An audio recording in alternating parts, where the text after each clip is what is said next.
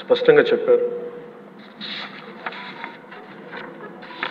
Governor గారి ప్రసంగంలో చాలా ప్రత్యేకించి చెప్పింది ముందస్తుగా ఆంధ్రప్రదేశ్ రాష్ట్రం ఏర్పడటానికి పొట్టి శ్రీరాములు గారి త్యాగ ఫలితం, తద్వారా భాషా ప్రయుక్త రాష్ట్రాలే ఏర్పాటు కావటం.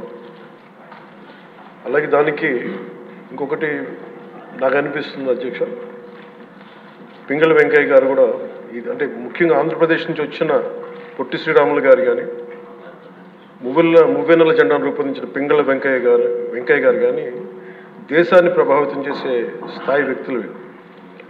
ఒకరి త్యాగం వల్ల భాషా ప్రయుక్త రాష్ట్రాలు ఏర్పడితే ఇంకొకరి రూపకల్పన వల్ల దేశానికి జెండా వచ్చింది. ఇలాంటి గొప్ప మహానుభావులు పుట్టిన నేల. దామోదరం సంజీవి గారు లాంటి మహానుభావులు సంస్కరణలు తీసుకోవాలి, అలాంటి వారు గొప్ప సంస్కరణలు తీసుకొచ్చిన నేల ఇది. పివి నరసింహారావు గారు, అలాగే శ్రీ ఎన్టీ రామారావు గారు,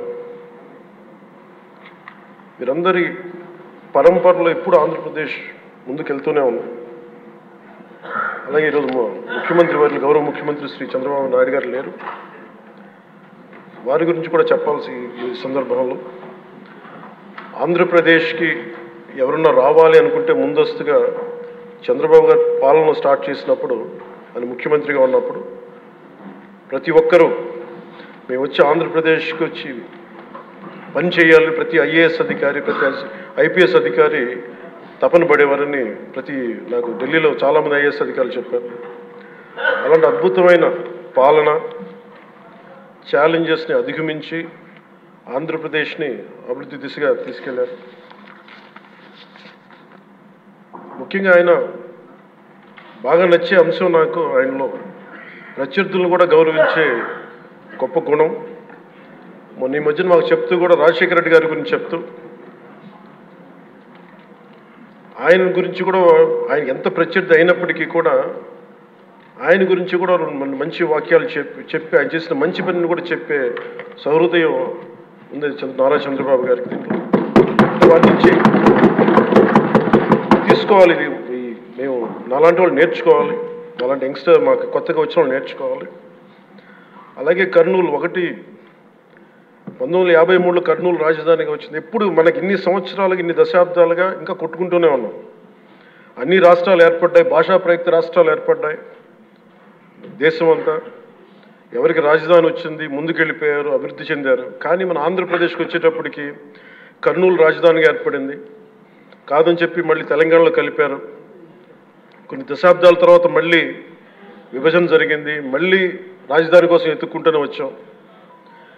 కింద మీద పడి 14 నుంచి 19 చాలా కష్టంతో ఒక రాజధానిని అత్యంత ఖర్చుతోటి నిర్మించే దశలో ఉండగా పరిస్థితులు అనుకూలించగా గత ప్రభుత్వం వచ్చింది. వాళ్ళు 3 రాజధానులు తీసుకొచ్చారు. ఎప్పుడు కూడా ఇన్ని సంవత్సరాలు, ఇన్ని దశాబ్దాలుగా మనకు స్థిరమైన రాజధాని అనేది ఒకటి లేదు. అది బేసిక్గా అది కేంద్ర బిందు ఒక అభివృద్ధికి, ఒక రాష్ట్రానికి. ఈసారి మటుకు చంద్రబాబు గారి ఆధ్వర్యంలో, గౌరవ ముఖ్యమంత్రి చంద్రబాబు గారి ఆధ్వర్యంలో ఇంకెప్పటికీ భవిష్యత్తు తరాలు ఇంకెప్పుడు ఏది రాజధాని, ఒక రాజధాని 2 కాకుండా అమరావతి రాజధానిగా ఉండాలి, ముందుకు తీసుకెళ్ళాలి. దానికి మేమందరం సహకరిస్తామని ఈ సందర్భంగా మీకు తెలియజేసుకున్నాం అధ్యక్ష. అలాగే మనం వారసత్వంగా వచ్చింది, మనం పొట్టి శ్రీరాములు గారి దగ్గర నుంచి, పింగళి వెంకయ్య గారి దగ్గర నుంచి మువ్వెన్నెల జెండా, భాషా ప్రయుక్త రాష్ట్రాలు వస్తే చెడు కూడా అట్లాగే మనం వచ్చింది అధ్యక్ష. మనకి గత ప్రభుత్వం మనకు అందించింది కీలకమైన పోలవరాన్ని పూర్తి చేయకపోవటం, సకాలంలో పోలీసులకు కానీ మిగతా ఉద్యోగులకు కానీ జీతభత్యాలు ఇవ్వలేకపోవటం, అన్ని డిపార్ట్మెంట్స్లో నిధులు మళ్లింపు, కనీస రోడ్లు కానీ బ్రిడ్జెస్ కానీ మౌలిక సదుపాయాలు లేకుండా చేయటం, రివర్స్ టెండరింగ్ అని కానీ వ్యవస్థలను నిర్వీర్యం చేయటం, సహజ వనరుల దోపిడీ, ఎర్రచందనం దోపిడీ, ఋషికొండ ఇలాంటి వైజాగ్లో ఎర్రమట్టి దిబ్బల్ని అడ్డగోలుగా నాశనం చేసేయటం, మద్యం ద్వారా కూర్చోబెట్టి అరాచకాలు చేయటం, పెట్టుబడులు వద్దామని ఎవరైనా వస్తుంటే వాళ్ళు భయపెట్టేసి రివర్స్ సెంటరింగ్ అని చెప్పి వారిని పారిపోయేలా చేయటం పారిశ్రామికవేత్తలని, ఇది మనం తద్వారా మనకి వాళ్ళ ద్వారా కూడా వచ్చిన వారసత్వం అధ్యక్ష. వీటన్నిటిని అధిగమించి ఎలా ముందుకెళ్ళాలి, ఏ స్థాయిలో వెళ్ళాలి అనేది నేను మొన్న ఎలక్షన్ ముందు కూడా మా సహచరులందరికీ కూడా చెప్పాను, ప్రతిసారి ప్రజలందరికీ కూడా తెలియజేశాను. ఒక సుదీర్ఘమైన అనుభవం నాయకులు ఈ రాష్ట్రానికి చాలా అవసరం. దేశంలో కూడా ఇంకెవ్వరికి రాని పరిస్థితి మన రాష్ట్రానికి వచ్చింది. మనస్ఫూర్తిగా నేను అంతకుముందు ఏమి చెప్పాను, ఈరోజు కూడా అదే చెప్తున్నా అధ్యక్ష. 4 దశాబ్దాల సుదీర్ఘ అనుభవం ఉన్న శ్రీ గౌరవ ముఖ్యమంత్రి శ్రీ నారా చంద్రబాబు నాయుడు గారి అధ్యక్షతన ఆయన లీడర్షిప్ కింద మేమందరం నేర్చుకుని, నాలాంటి వాడుగా నేర్చుకొని కింద పనిచేయడానికి, రాష్ట్రాన్ని అభివృద్ధి వైపు పయనం చేసేలా ముందుకెళ్ళడానికి సంసిద్ధంగా ఉన్నాం. మేము దాన్ని కట్టుబడి ఉన్నాం. ముఖ్యంగా లా అండ్ ఆర్డర్ చాలా క్షీణించిపోయింది. ఈ లా అండ్ ఆర్డర్ విషయంలో చూస్తే సాక్షాత్తు గౌరవ ముఖ్యమంత్రి గారిని దాదాపు అకారణంగా అన్యాయంగా 53 రోజులు ఆయన్ని ఒక ఫాల్స్ కేసులు పెట్టి జైల్లో పెట్టారు. అలాగే అధ్యక్ష, మీరు కూడా గతంలో మిమ్మల్ని కూడా ఎంత వేధించారో మా అందరికీ తెలుసు, సభ్యులందరికీ తెలుసు. నేను రఘురామకృష్ణరాజు గారు కూడా ఏ స్థాయిలో అనుభవించారో అందరికీ రాష్ట్రం అంతా తెలుసు. కానీ చాలా పెద్ద మనసుతోటి ఆయన నేను వస్తే చాలా మనసు విప్పి నవ్వుతూ మాట్లాడడం చాలా ఆనందం కలిగించింది. మీ నుంచి మేము నేర్చుకోవాలి. ఎంత అంటే దాడి చేసిన, హాని చేసిన మీ పెద్ద మనసుకి సభాముఖం మీ అందరికీ మీకు ప్రత్యేకించి మీకు ధన్యవాదాలు చెప్తాను. మీ అందరి నుంచి మీ నుంచి స్ఫూర్తి తీసుకుంటాం. మీ నుంచి అంటే తిట్లు తిన్నా కానీ, దెబ్బ తిన్నా కానీ ఎంత సహృదయతో ఉండాలనేది మీరు చూపించారు. ఇంకొక యాంగిల్లో శ్రీ నారా చంద్రబాబు నాయుడు గారు నిన్న కూడా చెప్తా ఉన్నారు, వాళ్ళు మన మీద దాడులు చేశారు కదా అని చెప్పి ఈరోజు మనకు 164 సభ్యులు ఉన్నారని చెప్పేసి, 21 మంది పార్లమెంట్ సభ్యులు ఉన్నారని చెప్పి మనం కూడా అలా చేయడం సహేతుకం కాదు. చాలా మనం యాజ్ పర్ సిస్టమే వెళ్ళాలి. నిన్న కూడా చాలామంది సభ్యులు మా మీద దాడులు జరుగుతూ ఉన్నాయి, మా మీద బెదిరిస్తున్నారు, ఈ రోజుకి ఓడిపోయి కూడా ఇంకా మన కూటమి సభ్యులందరి మీద బెదిరిస్తున్నారు అని అంటే, చంద్రబాబు నాయుడు గారు ఒకటే చెప్పాను, మనం అలాంటి వాటికి నేను విరుద్ధం. మీరు అలా కనుక కాదు, సిస్టమ్ని కాదని కనుక మీరు చేస్తే మీరు నాకు దూరం అవుతారని చెప్పి చాలా స్పష్టంగా చెప్పారు. అది నాకు కూడా చెప్పారు, అది మీకు కూడా వర్తిస్తుందని చెప్పి ఖచ్చితంగా చంద్రబాబు గారు చెప్తాను ఈ దృష్టిలో. ఖచ్చితంగా దాన్ని ఒళ్ళు దగ్గర పెట్టుకుని మేమందరం ఉంటాం sir. Will take your guidance very seriously and committedly sir.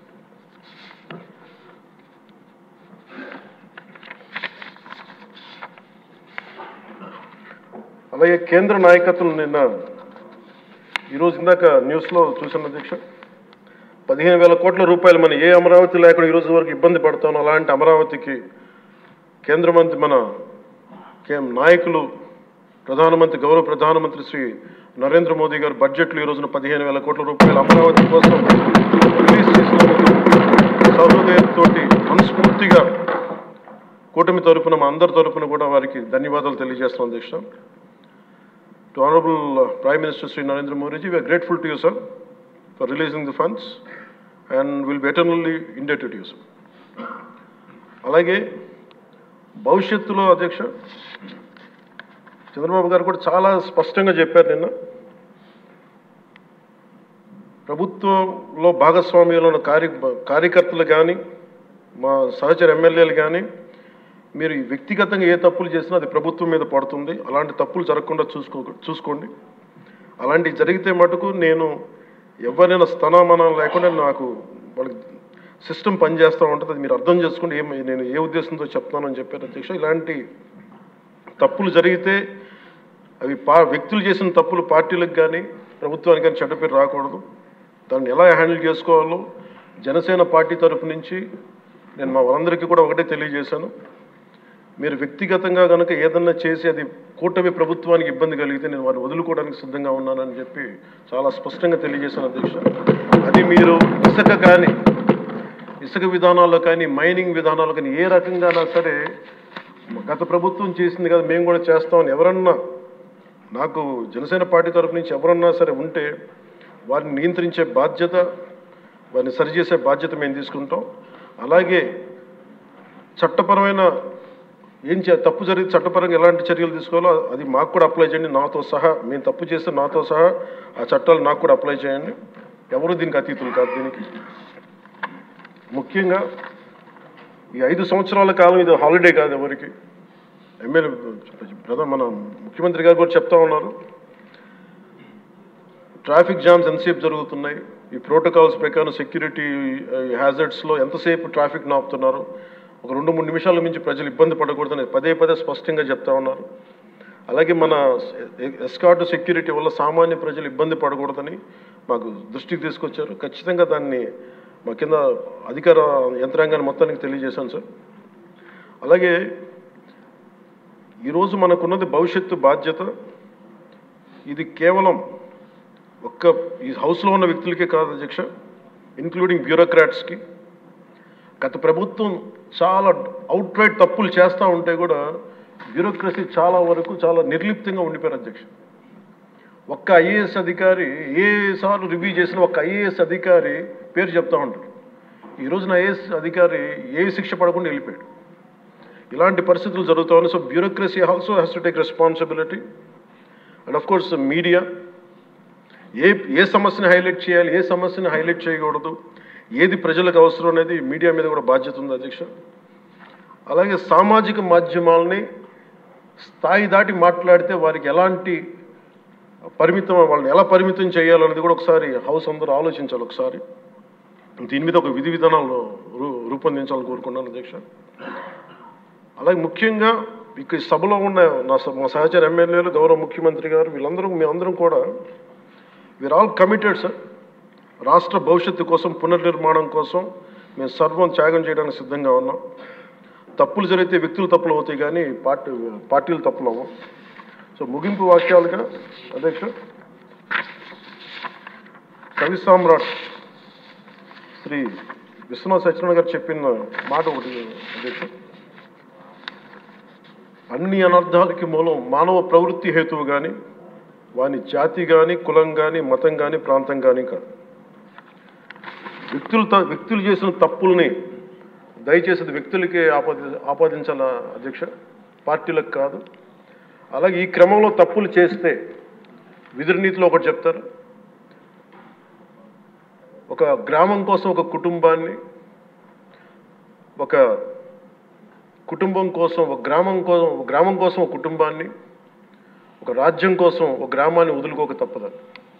అలాగే నాలాంటి వాడు కూడా తప్పులు చేసిన అధ్యక్ష చాలా నిస్సందేహంగా నాలాంటి వాడిని కూడా శిక్షించాలి అధ్యక్ష. అలాంటి బలమైన సంకేతం ప్రజలకు పంపించాలి అధ్యక్ష.